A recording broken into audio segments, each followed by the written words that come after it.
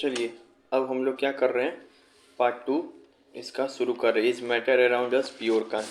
याद है मैंने चैप्टर कहाँ से वहाँ पे रोका था कि जो मैटर है केमिकल बेसिस के आधार पे, एक जो होता है क्या केमिकल बेसिस के आधार पे अगर मैटर का डिवीज़न करे कि केमिकल कंपोजिशन या कॉन्स्टिट्यूएंट्स के आधार पे, तो एक होता है तुमको क्या होमोजोनियस मिक्सचर, एक होता है प्योर है नहीं देखो, एक होता है प्योर, एक होता है mixture impure.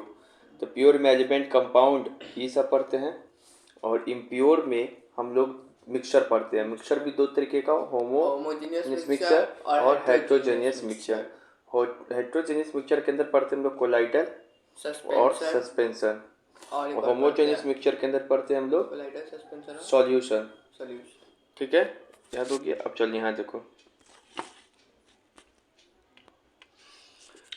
Colloidal example, colloidal का क्या क्या एग्जाम्पल है ये सब याद रखना है। देखो इसमें बताया ना कोलाइडल कैसे मिलता है, डिस्पर्स फेज और डिस्पर्स मीडियम को आपस में मिला देंगे तो क्या बन जाएगा, कोलाइडल।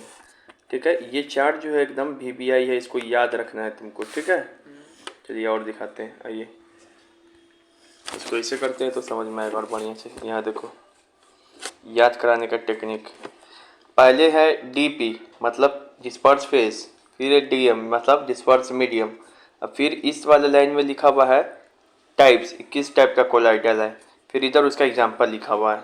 ठीक है, तो पहले तो ये वाला चीज़ याद करो। पहले क्या है PM मतलब पहले लिखा रहेगा disperse phase, disperse medium, PM से डिस्पर्स फेज पहले लिखा रहेगा डिस्पर्स मीडियम, फिर यहाँ पर क्या है कोलाइडल का वो टाइप्स है।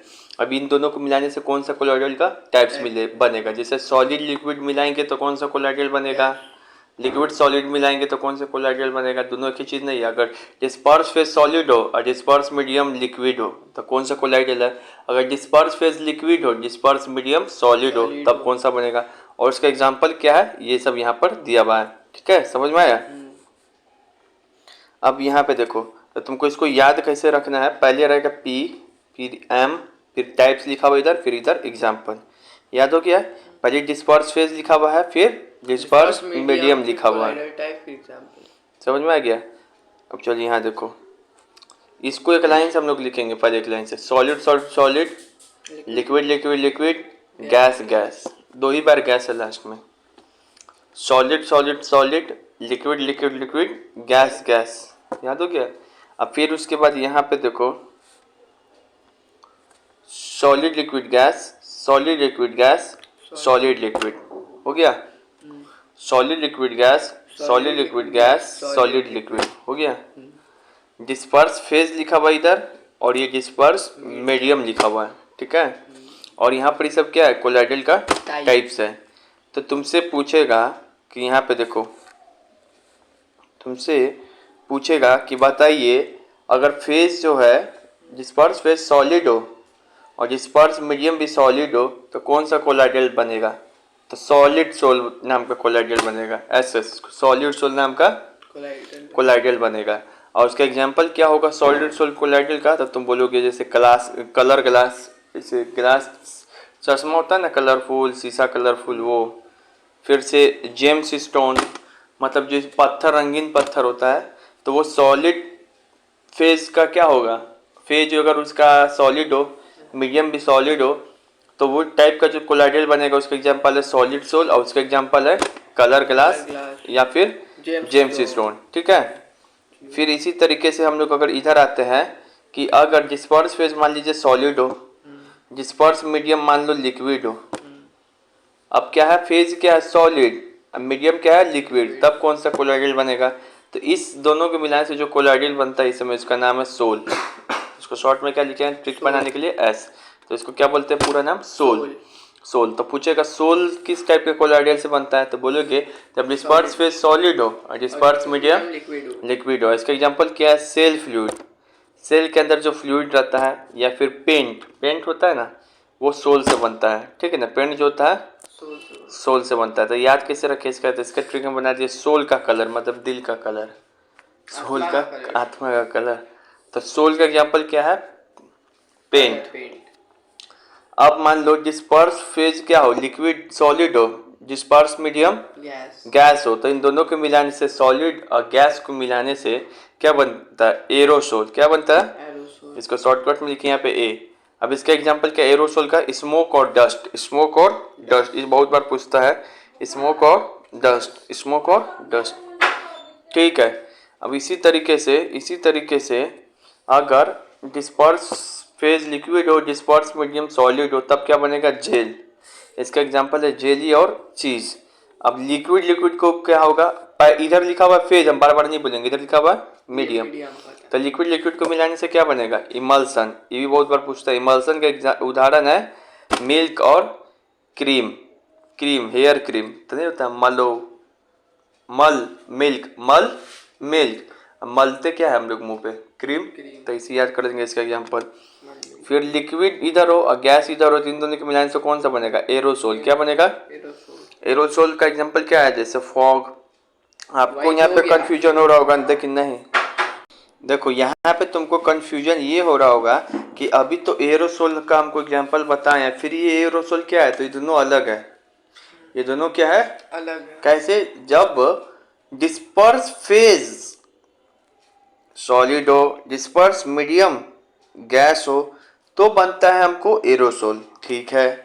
लेकिन जब डिस्पर्स फेज लिक्विड हो और डिस्पर्स मीडियम भी लिक्विड हो, बोले गैस हो, तब भी हमको बनता है एरोसोल। ठीक है। तो दोनों में अंतर क्या है? तो अंतर ये है, एग्जाम्पल में बोलेगा एक एरोसोल का निर्माण हो रहा है, एक एरोसोल कोलाइडल का निर्माण हो रहा है जिसका डिस्पर्स फेज सॉलिड है लेकिन डिस्पर्स मीडियम गैस है।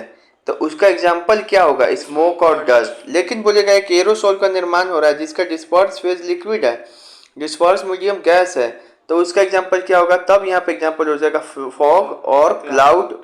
ठीक है ना?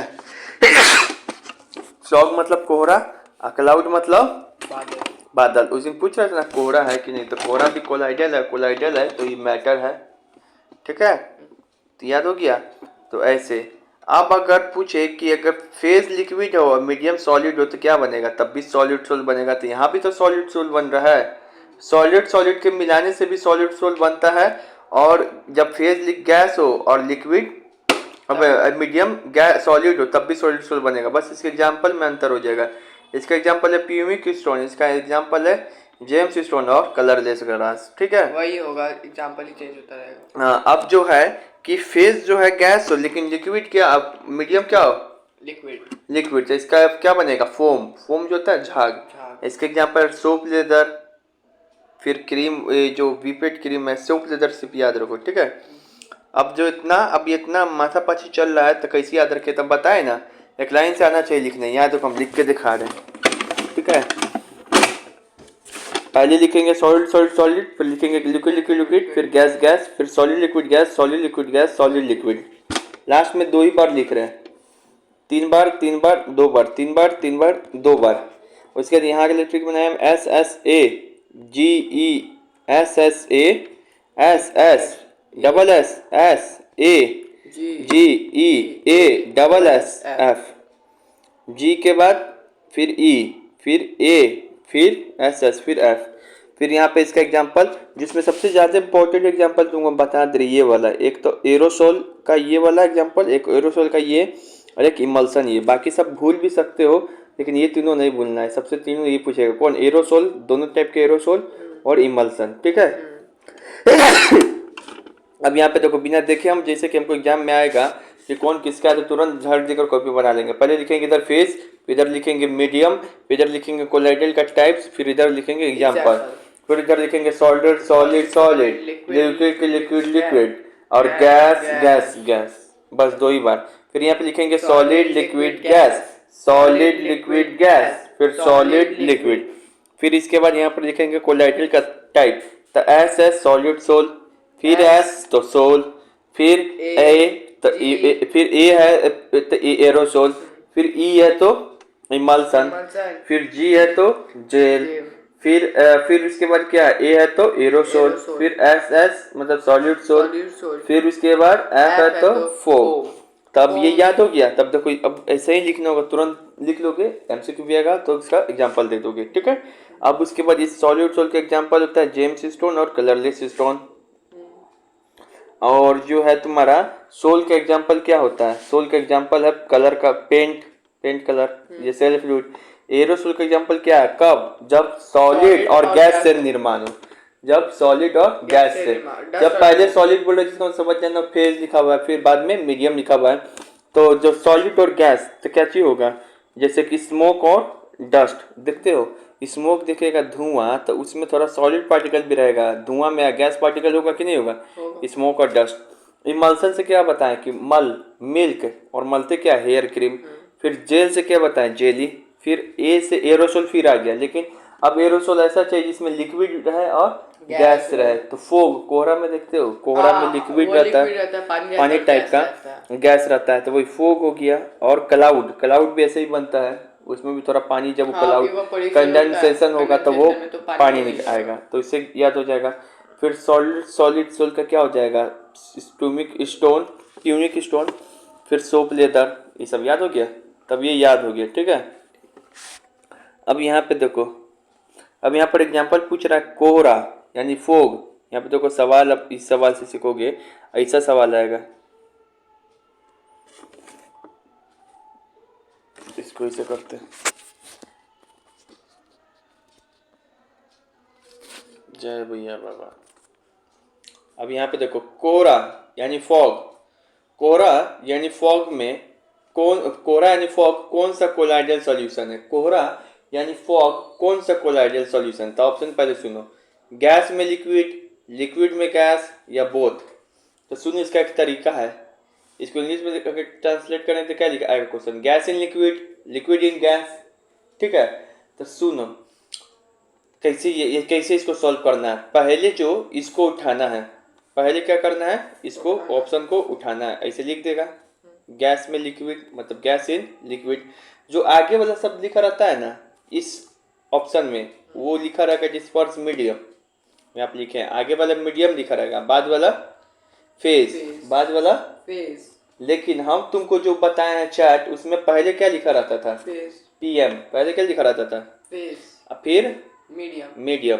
तो सुनो, जो फॉग है, तो फॉग का निर्माण कैसे होता है? फॉग का निर्माण कैसे होता है? तो पहले देखो, समझो फॉग क्या है? एरोसोल है। फॉग क्या है? एरोसोल। एरोसोल भी दो तरीके का है। तो फॉग कौन सा वाला एरोसोल है? लिक्विड और गैस का, लिक्विड और गैस वाला। तो पहले क्या लिखाता है फॉग में? लिक्विड या गैस? लिक्विड। नहीं, कंफ्यूजन हो रहा है ना, तो जल्दी पट देकर क्या करेंगे हम यहाँ पर? ऐसे वाला बनाएंगे, पट देकर क्या करेंगे? इसे वाला बनाएंगे, solid solid solid, liquid liquid liquid, gas gas, फिर solid liquid gas, solid liquid gas, solid liquid. अब यहाँ पे S S S A G E A F S S S S और एफ। यहाँ पे देखो, यहाँ पे कौन वाला एरोसोल है? ये वाला एरोसोल है, ये वाला एरोसोल है। जब फेज क्या हो? लिक्विड, लिक्विड, मीडियम क्या हो? गैस। मीडियम क्या हो? गैस। तो फेज क्या हो? लिक्विड, तो फेज क्या हो? लिक्विड। मीडियम क्या हो? गैस। आए हम याद है ना, पहले अपने यहाँ पे देखो ये क्या लिखा रहेगा? मीडियम। आगे वाला क्या लिखा रहेगा क्वेश्चन में? और ये फेज। समझ में आ गया? तो ये आंसर होगा। अपने से भी इसको बिना देखे एनालाइज करोगे तब समझ में आएगा, ठीक है। अब यहाँ पे देखो, है ना खतरनाक क्वेश्चन। अब यहाँ पे देखो,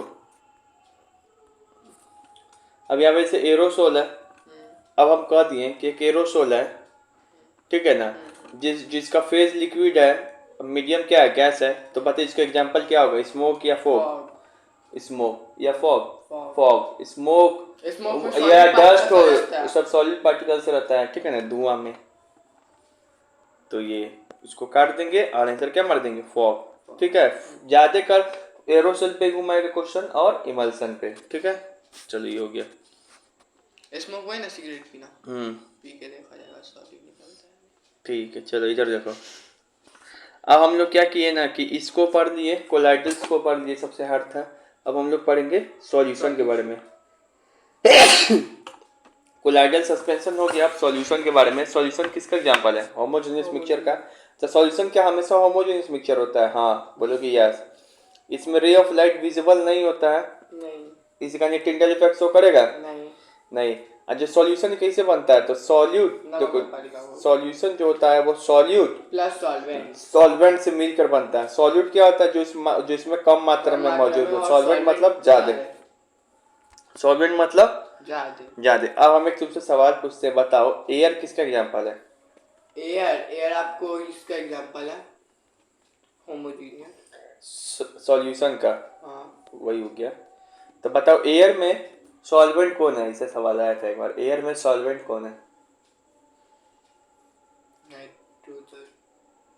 नाइट्रोजन होगा, क्योंकि सबसे ज्यादा मौजूद कौन है एयर में? तो वही नाइट्रोजन ही क्या चीज करेगा, सॉल्वेंट का भूमिका निभाएगा। बाकी सब जो होगा वो सॉल्यूट का भूमिका निभाएगा। समझ में आया? अच्छी सवाल पूछेगा। अब यहाँ पर तो अब यहाँ पे सॉल्यूट, जैसे कि नमक है और पानी है, तब पानी क्या हो जाएगा यहाँ पे, सॉल्वेंट।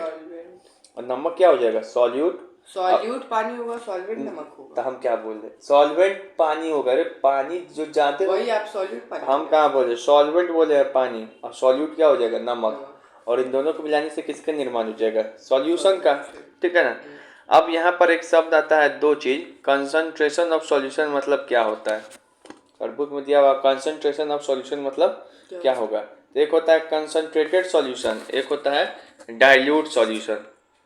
कंसंट्रेटेड दिया है, उसमें ही जानने कि हम लोग कंसंट्रेटेड कौन होता है और डाइल्यूट कौन होता है। देखो कंसंट्रेटेड मतलब होता है कि समझ जाओ हिंदी भाषा में, अगर कोई चीज़ बहुत गाढ़ा है, कोई चीज़ बहुत गाढ़ा है, जैसे कि तुम एक गिलास पानी लिया, एक गिलास पानी लिया, अब उसमें अल्कोहल लिया, अल्कोहल है ना पूरा यहाँ तक पूरा भर दिया एकदम, पानी में बहुत ज़्यादा अल्कोहल मिला दिया। ठीक है? अब इसी तरीके से हम इधर एक गिलास लेते हैं, तो इसमें पानी ज़्यादा रहता है, और जो अल्कोहल रहता है और जो अल्कोहल रहता है वह कम मिला है। तब तुम बताओ कि तुम गाढ़ा कौन होगा, ये वाला कम गाढ़ा होगा। तो ये जो सॉल्यूशन होगा क्या होगा, कंसंट्रेटेड हो जाएगा, और ये जो हो जाएगा क्या हो जाएगा, डाइल्यूट हो जाएगा। और इसका पहचान है, यहाँ पर बताओ जो तुम्हारा अल्कोहल है मिलाए हम, अल्कोहल किसके रूप में काम करेगा, सॉल्यूट या सॉल्वेंट? सॉल्यूट। अल्कोहल ज़्यादा मिलाया जाता है पानी में, अल्कोहल कम मात्रा में ना होगा, पानी में ज़्यादा होगा, तो अल्कोहल क्या होगा, अल्कोहल सॉल्यूट होगा, और पानी सॉल्वेंट होगा। फिर भी तुमको नहीं समझ में आ रहा था, और एग्जाम्पल बताने हैं। देखो ये लेते हैं पानी, ये लेते हैं पानी, एक और गिलास है, इसमें भी लेते हैं पानी। ठीक है? पानी दोनों में सेम मात्रा में भी। ठीक है? अब यहाँ पे देखो, अब यहाँ पे पानी से कई गुना ज़्यादा हम क्या रख दे रहे हैं, नमक। एकदम गाढ़ा हो जाएगा कि नहीं, इसमें पानी से थोड़ा ही सा कम नमक रख रहे हैं, तो ये क्या होगा, कंसंट्रेटेड, और ये डाइल्यूट। अब इसका देखो नमक क्या है इसमें, सॉल्यूट के सॉल्वेंट, सॉल्यूट, इसमें नमक क्या होगा, सॉल्वेंट। ठीक है ना? तो देखो जब सॉल्यूशन में सॉल्यूट की मात्रा ज़्यादा हो जाए सॉल्वेंट से, सॉल्यूट की मात्रा क्या हो जाए, ज़्यादा हो जाए सॉल्वेंट से, सॉल्यूट की मात्रा ज़्यादा हो जाए। इसे तो होना चाहिए था सॉल्वेंट इसी को, क्योंकि ज़्यादा बढ़ गया, लेकिन बाद में ना बढ़ा है। सॉल्यूट की मात्रा ज़्यादा हो जाए सॉल्वेंट से, जब सॉल्यूट की मात्रा क्या हो जाए सॉल्वेंट से ज़्यादा, तो इससे सॉल्यूशन को कहेंगे कंसंट्रेटेड सॉल्यूशन। और जब सॉल्यूट की मात्रा सॉल्वेंट से कम हो जाए तो वैसे सॉल्यूशन को कहेंगे डाइल्यूट सॉल्यूशन। समझ में आ गया? तो यहाँ देखो, यहाँ पे यही लिखा हुआ है, अगर सॉल्यूशन में सॉल्यूट बहुत अधिक मात्रा में हो, यानी कि सॉल्यूट ज़्यादा हो सॉल्वेंट से, ठीक है, तो वैसे सॉल्यूशन को कहेंगे कंसंट्रेटेड सॉल्यूशन। अगर सॉल्यूशन में सॉल्यूट बहुत कम मात्रा में मिलता हो तो वैसा सॉल्यूशन को कहेंगे डाइल्यूट सॉल्यूशन। यहाँ पर ये भी लिखा हुआ है, यहाँ पे ये भी देखो, सॉल्यूट ग्रेटर देन सॉल्यूट। ठीक है? यहाँ पे क्या है, सॉल्वेंट ज़्यादा हो गया। समझ में आ गया? अब इसका डेफिनेशन अपने से भी लिख सकते हो, किसको कंसंट्रेटेड सॉल्यूशन कहेंगे, तो if in any solute is greater than solvent then is called concentrated solution. अगर कोई भी सॉल्यूशन में if any solution if solvent is greater than solute तो क्या कहेंगे, डाइल्यूट सॉल्यूशन। समझ में आ गया? अब यहाँ पे देखो, किसी भी सॉल्यूशन का कंसंट्रेशन निकालने से आप क्या समझते हैं, हम सॉल्यूशन का कंसंट्रेशन निकालिए, इसका मतलब हम क्या समझिए, इसका मतलब हम सब देखते हैं कि कोई चीज़ कितना गाढ़ा है, कोई चीज़ कितना गाढ़ा है, वही ना देखते हैं। तो किसी सॉल्यूशन में सॉल्यूट की मात्रा कितना है वही सॉल्यूशन का कंसंट्रेशन बताएगा। मतलब सॉल्यूट कितना मिला हुआ है, नमक कितना मिला हुआ है, वो कितना गाढ़ा है, गाढ़ा मतलब वही ना देखेंगे, नमक देखेंगे कि पानी देखेंगे, नमक देखेंगे। फिर अल्कोहल देखेंगे कितना गाढ़ा है, ठीक है। तो सॉल्यूट की मात्रा देखते हैं, क्या देखते हैं, सॉल्यूट की मात्रा। तो कंसंट्रेशन निकालेंगे, इसका मतलब क्या करना चाहते हैं हम, सॉल्यूट की मात्रा देखना चाह रहे हैं उसमें। फिर यहाँ पे दिया what is the ratio of solute and solvent in concentrated solution, क्या होगा, सॉल्यूट और सॉल्वेंट का रेशियो क्या होगा, बराबर होगा, नहीं, क्या होगा, सॉल्यूट ज्यादा होगा, सॉल्वेंट कम होगा। तो ये ऑप्शन सही है। हाँ बिल्कुल। The amount of solute present per unit volume or per unit mass of a solution solvent is known as, मतलब कहना चाह रहा है जो amount of solute present per unit mass of solution या solvent is known as, इसी को तो concentration of solution बोलते हैं। कितना amount solute present है पूरे solution में या solvent में, उसी को क्या कहते हैं, concentration of solution। ठीक है, घुमा घुमा के पूछता है, समझ में आ गया, दोनों सही है एकदम, ठीक है। चलो अब यहाँ पे देखो, यहाँ पर है which of the following ways are describing the concentration of solution. देखो जब तुम पढ़ेगा तो कंसंट्रेशन ऑफ सॉल्यूशन 3-4 तरीके से निकाल सकते हैं, एक मास परसेंट से, एक मोल फ्रैक्शन से, एक मोलालिटी से, एक मोलारिटी से, इन सभी के माध्यम से हम लोग कंसंट्रेशन ऑफ सॉल्यूशन निकाल सकते हैं। चलो देखो, तो हम ये चारों फार्मूला ही बताएंगे, इन चारों से कंसंट्रेशन ऑफ सॉल्यूशन निकाल सकते हैं। कौन कौन, मास percent, mole fraction, molality, molarity, all of the above. एक बार याद है पोलैरिटी मोलारिटी बनवा रहे थे, वही सब चीज़ से। दरअसल हम कंसंट्रेशन ऑफ सॉल्यूशन निकालते हैं तो क्या देखते हैं, सॉल्यूट की मात्रा देखते हैं कि उस सॉल्वेंट में या सॉल्यूशन में कितना है, यही ना पता चलता है। और तो यही देखो यहाँ पे लिखे हुए कि इन चारों से कंसंट्रेशन ऑफ सॉल्यूशन निकाला जा सकता है। मतलब सॉल्यूट की मात्रा सॉल्यूशन में कितना है ये मालूम कर सकते हैं। कंसंट्रेशन सॉल्यूशन अब लग रहा है हर चीज़, दो चीज़ कि सॉल्यूट की मात्रा कितना है सॉल्यूशन में, ये चीज़ देखते हैं, प्लस वो सॉल्यूशन कितना गाढ़ा है। तो गाढ़ापन किससे देखते हैं, सॉल्यूट से देखते हैं ना। सॉल्वेंट हो जाएगा, पानी हो जाएगा ज़्यादा तो गाढ़ा हो जाएगा कोई चीज़ नहीं ना, सॉल्वेंट होगा तब ना गाढ़ा होगा, सॉल्यूट होगा, सॉल्यूट ज़्यादा होगा तब गाढ़ा होगा, ठीक है। अब यहाँ पे देखो तुम्हारे में तो हाइपरटोनिक सॉल्यूशन सेल वाले चैप्टर में देना है, लेकिन चूंकि सॉल्यूशन दिया हुआ है लेकिन सॉल्यूशन चल रहा था हम इसी में बता दे रहे हैं, ठीक है। ये दोनों सॉल्यूशन भी, हाइपरटोनिक सॉल्यूशन किसको कहते हैं, हाइपोटोनिक सॉल्यूशन किसको कहते हैं।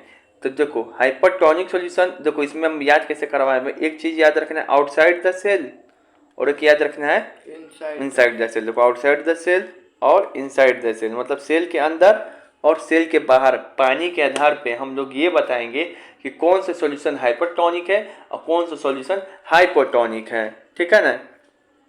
देखो तो हाइपरटोनिक सॉल्यूशन में क्या बॉडी वाला सेल या बॉडी वाला सेल, तो हमारे सेल में, ठीक है ना, तो हमारे सेल जो है वो हाइपरटोनिक सॉल्यूशन में क्या होता है, सेल श्रिंक हो जाएगा। सेल क्या हो जाएगा, श्रिंक मतलब क्या होता है, पिछुक जाना। श्रिंक मतलब क्या होता है, पिछुक जाना। और हाइपोटोनिक सॉल्यूशन में जब सेल को रखेंगे तो सेल क्या हो जाएगा, सोयल हो जाएगा। हाइपोटोनिक सॉल्यूशन में जब सेल को रखेंगे तो सेल क्या हो जाएगा, सोयल, मतलब सेल मोटा जाएगा। सेल क्या हो जाएगा, मोटा जाएगा। तो ये कब होगा हाइपोटोनिक सॉल्यूशन में, जब आउटसाइड द सेल, जब सेल के बाहर में पानी ज़्यादा है, जब सेल के बाहर में पानी ज़्यादा है और सेल के अंदर में पानी कम है। तो बताओ पानी बाहर से अंदर क्यों रहेगा सेल के अंदर, तो सेल क्या हो जाएगा, मोटा आ जाएगा। अब आओ समझाते हैं, यहाँ पे देखो मान लो ये देखो जैसे कि बीकर है, ठीक है, इसके अंदर पानी है ज़्यादा, ये पानी ये सब मान ले रहे हैं, यहाँ पर सेल है। तो सेल के अंदर अगर पानी कम हो, सेल के अंदर अगर पानी कम और सेल के बाहर पानी बहुत हो, तब ये पानी कहाँ चला जाएगा, सेल के अंदर। तो सेल क्या हो जाएगा, सोयल। तो हाइपोटोनिक सॉल्यूशन में सेल क्या होता है, मोटाता है। प्लस ये पूछता है कि इसमें पानी यानी कंसंट्रेशन कहाँ पे ज़्यादा रहता है, सेल के अंदर कि सेल के बाहर, सेल के बाहर, बाहर से अंदर जाएगा। और हाइपरटोनिक सॉल्यूशन में क्या होता है, इसी का उल्टा। अब हाइपरटोनिक सॉल्यूशन में क्या होगा कि मान लीजिए कि ये गिलास है, इसमें पानी है यहाँ पे, ठीक है ना, लेकिन बाहर में पानी कम है और सेल के अंदर पानी क्या है, ज़्यादा है। तभी अंदर वाला पानी कहाँ जाएगा, बाहर, जिसके में ज़्यादा पानी रहेगा वहाँ से बाहर की ओर जाएगा। तो जब ये क्या हो जाएगा, सेल क्या हो जाएगा, पिछुक जाएगा। तो हाइपरटोनिक सॉल्यूशन में क्या होता है, सेल पिचिक जाता है। तब ये, लेकिन ये याद रखना है, हाइपर हाइपर जब हो जाएगा, हाइपर टेंशन लेगा तो नहीं पतला जाता आदमी, इसे याद रखेंगे। हाइपो पो पो पो कौन करता है, जो मोटा हो जाता है, याद हो गया। इससे बहुत कंफ्यूजन टाइप का नहीं लग रहा है। कब आउटसाइड जाते हैं पानी, कब इनसाइड जाते हैं, ये इस इधर होगा, ये वाला ये गलती से लिखा गया है, और ये वाला इधर है, ठीक है, याद हो गया। अब ये मोलालिटी क्या होता है, मोलारिटी क्या होता है, इसका फॉर्मूला गलती लिखा गया, ये इधर वाला फॉर्मूला लिखा हुआ है, ये इसका इधर लिखा हुआ है। मोलालिटी का फॉर्मूला आता है सॉल्यूट का मोल्स बाई सॉल्वेंट केजी में। अब मोलारिटी का फॉर्मूला आता है सॉल्यूट का मोल्स और सॉल्यूशन लीटर में। तो दोनों तरफ देखो, ऊपर में दोनों तरफ सॉल्यूट है, लेकिन जब मोलारिटी निकालेंगे तो नीचे में सॉल्यूशन है वो भी लीटर में, और जब मोलालिटी निकालेंगे तो इधर में सॉल्वेंट है वो भी केजी में, ठीक है ना। अब हम लोग एक चीज़ बता रहे हैं, मान लो कि 30 ग्राम चीनी है और 70 ग्राम पानी है, तो सॉल्यूट कितना होगा, 30 ग्राम, सॉल्यूशन कितना हो जाएगा, 70 ग्राम। सॉल्यूशन 70 ग्राम वगैरह, सॉल्यूशन 100 ग्राम सॉल्यूट प्लस सॉल्वेंट्स मिला के ना बनता है, 100 ग्राम। तो ये 100 ग्राम हो जाएगा सॉल्यूशन, ठीक है, लिखने आ गया ये सब। केजी में तो ग्राम में भी चल जाएगा ना। चलिए यहाँ पे देखो, ये फॉर्मूला भी दिया हुआ है। इस तीनों फार्मूला से हम लोग क्या निकाल सकते हैं, concentration of solution, mass by mass percent solution formula से क्या है कि ऊपर लिखेंगे मास ऑफ सॉल्यूट, नीचे लिखेंगे मास ऑफ सॉल्यूशन इनटू में 100। Mass by volume percent of solution का मतलब है कि ऊपर में लिखेंगे मास ऑफ सॉल्यूट, नीचे में लिखेंगे वॉल्यूम ऑफ सॉल्यूशन इनटू में 100। Volume by volume percentage of solution का फॉर्मूला क्या है, ऊपर लिखेंगे वॉल्यूम ऑफ सॉल्यूट, नीचे में लिखेंगे वॉल्यूम ऑफ सॉल्यूशन, हमेशा ऊपर में सॉल्यूट नीचे में सॉल्यूशन। इन दोनों फॉर्मूले में कंसंट्रेशन निकालने के लिए देखिए कि मास बाय मास है तो ऊपर भी मास लिखाएगा सॉल्यूट का, नीचे लिखाएगा मास सॉल्यूशन का। मास बाय वॉल्यूम है तो ऊपर लिखाएगा मास सॉल्यूट का, अब बाय में वॉल्यूम है तो बाय में वॉल्यूम में लिखाएगा वॉल्यूम ऑफ सॉल्यूशन का। अब वॉल्यूम ऑफ वॉल्यूम मतलब वॉल्यूम भी लिखाएगा सॉल्यूट का, वॉल्यूम भी लिखाएगा सॉल्यूशन का, इनटू में 100। समझ में आ रहा है सब, ठीक है। पो पो पो कर रहे होंगे तो क्या गार्जियन समझ रहा होगा। अब यहाँ पे देखो 7.4 ग्राम ऑफ KCl मतलब कि पोटासियम क्लोराइड, एक 7.4 ग्राम है क्या, पोटासियम क्लोराइड, ठीक है, वो डिजोल्व किया गया है 100 ग्राम ऑफ वाटर में, 100 ग्राम ऑफ वाटर में। तब तुमको निकालना है मोलालिटी कितना होगा। तो मोलालिटी का फार्मूला भी पता है कि सॉल्यूट ऑफ मोल्स होता है बाय में नीचे में सॉल्वेंट प्लस केजी, सॉल्वेंट क्या चीज में प्लस केजी के, सॉल्वेंट केजी में होता है, सॉल्वेंट केजी, ये फार्मूला होता है। तो सॉल्यूट कौन है, ये है ना पोटासियम क्लोराइड, तो ऊपर सॉल्यूट लिख दिए सॉल्यूट, ठीक है। और नीचे में क्या लिखेंगे, नीचे में लिखेंगे ये 100 ग्राम, नहीं सॉल्वेंट लिखेंगे वाटर, वाटर लेकिन केजी में लिखना है ना, तो यहाँ क्या चीज में दिया है ग्राम में, तो ग्राम में दिया है, तो इसको केजी बदलने के लिए क्या करेंगे, 1000 से डिवाइड हो गया, समझ में आ गया, आया निकालने, हाँ हाँ, ठीक है।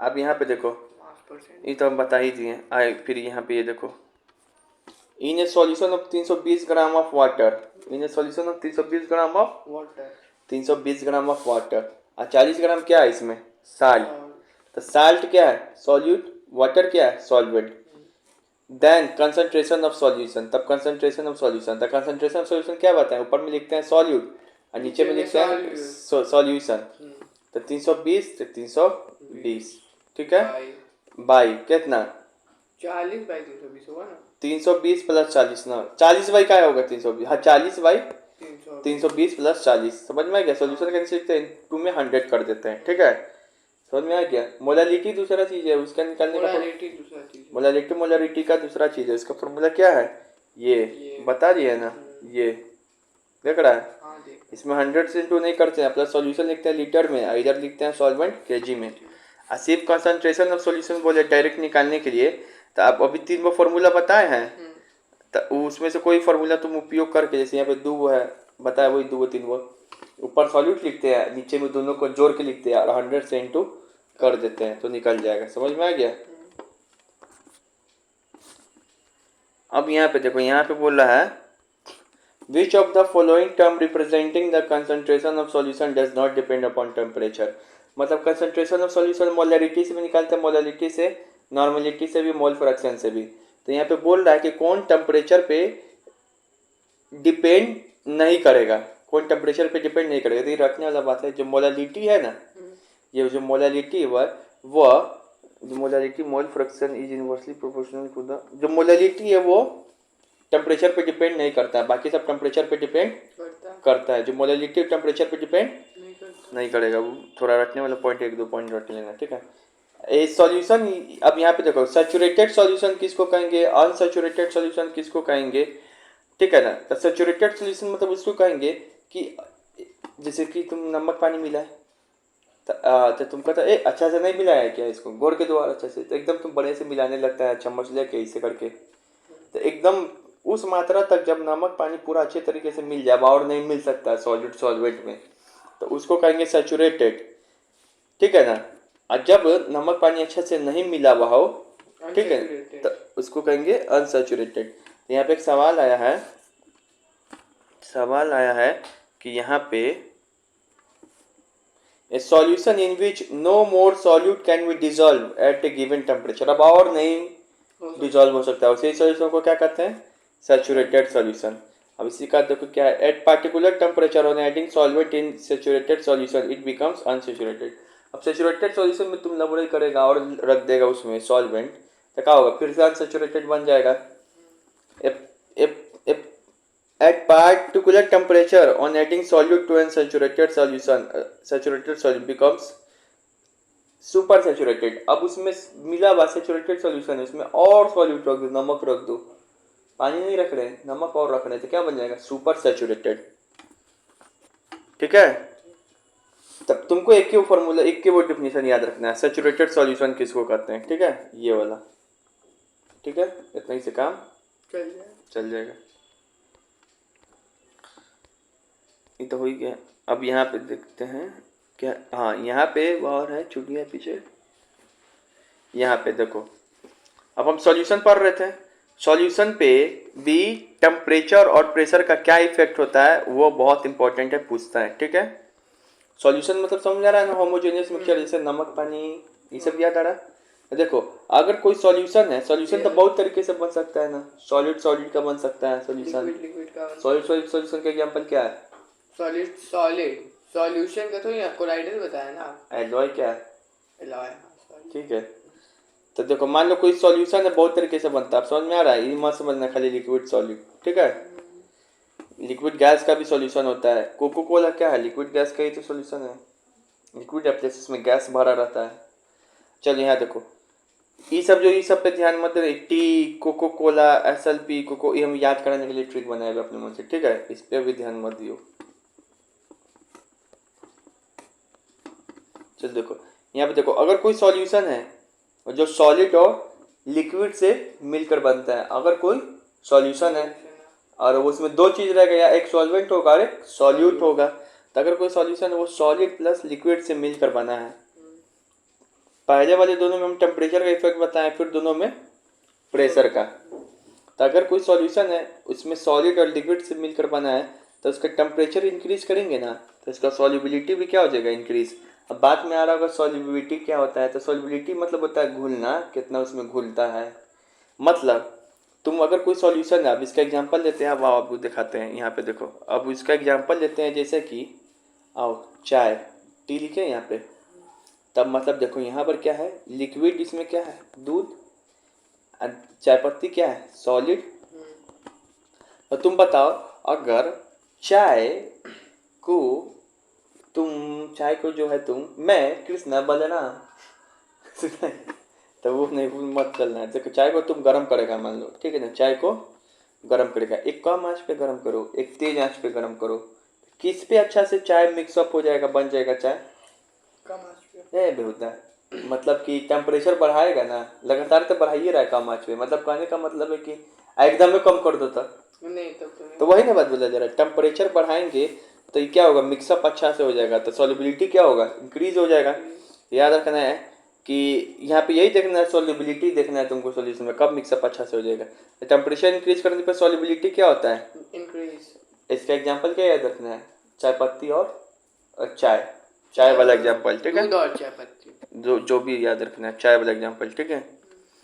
अब कोई सॉल्यूशन है जो लिक्विड और गैस से बना हुआ है, सॉल्यूशन क्या चीज़ से बना हुआ है, लिक्विड और गैस। जैसे कोको कोला लेते हैं, तो कोको कोला में है कि तुम क्या है, कोको कोला को लो फ्रीज में, एक बार उसको क्या करो, बोतल सहित तुम गर्म जगह में रख के देखो, और एक बार तुम उसको फ्रीज में रख के देखो, तो किसमें अच्छा से मिल जाएगा, वो फ्रीज में। तो यानी कि टेम्परेचर क्या कर रहे हैं, तो अगर ऐसा सॉल्यूशन है जो लिक्विड और गैस से मिलकर बना हुआ है, उसका टेम्परेचर करेंगे तो सॉल्युबिलिटी क्या हो जाएगा, डिक्रीज। आया मजा।